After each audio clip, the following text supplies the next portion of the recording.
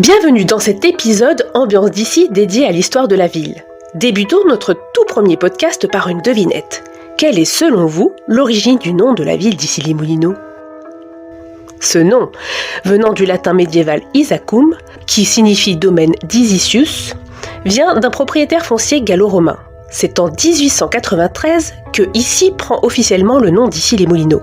Les Moulineaux étaient le nom d'un petit hameau sur le territoire de la commune, appelé ainsi en référence au moulin qui s'était tenu là jadis.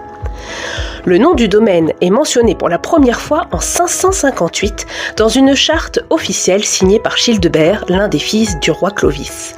Cette charte officialise le don de plus de 2000 hectares de territoire par le roi aux moines bénédictins de l'abbaye de Saint-Germain-des-Prés.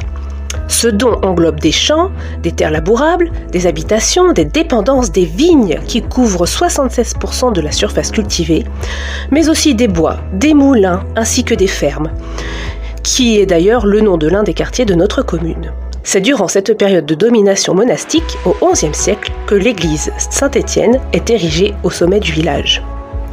Transportons-nous vers une époque de splendeur, au cœur d'une période où la noblesse parisienne et la bourgeoisie menaient une vie fastueuse. Vers 1699, le village d'Issy compte environ 6000 habitants, lorsque François-Louis de Bourbon, prince de Conti, acquiert le domaine du château d'Issy. Sous l'égide du prince, cette résidence magnifique, agrandie et embellie avec des jardins conçus par André Le Nôtre, devient le cadre de réception somptueuse et de chasse à cour. Elle incarne l'art de vivre aristocratique des XVIIe et XVIIIe siècles. Le château d'Issy demeurera entre les mains des Conti jusqu'en 1776. Cependant, durant les combats de la commune, il fut détruit, excepté une petite partie, qui fut transformée pour en faire l'actuel musée français de la carte à jouer.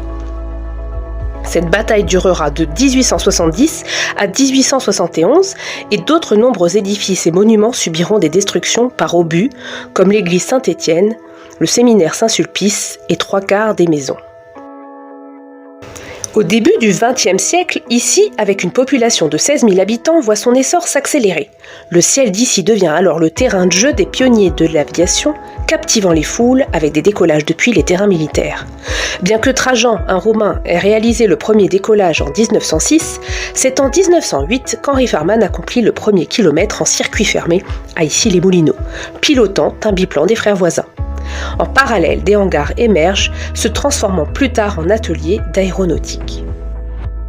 Les anciennes usines industrielles du XXe siècle ont cédé la place aux entreprises tertiaires et Issy a été parmi les précurseurs de cette transition vers le numérique. La commune a lancé son site dès 1996, suivant de près le début de Wanadoo.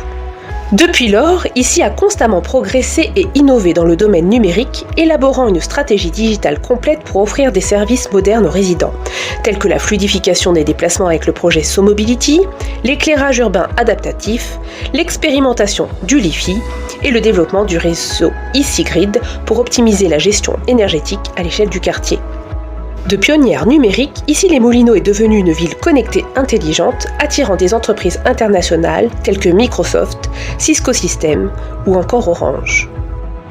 Mais ceci n'est qu'un bref aperçu de notre histoire. Si vous souhaitez en découvrir davantage au travers d'archives, par exemple, n'hésitez pas à pousser la porte du musée français de la carte à jouer, qui sera par ailleurs le sujet de notre prochain podcast. À bientôt!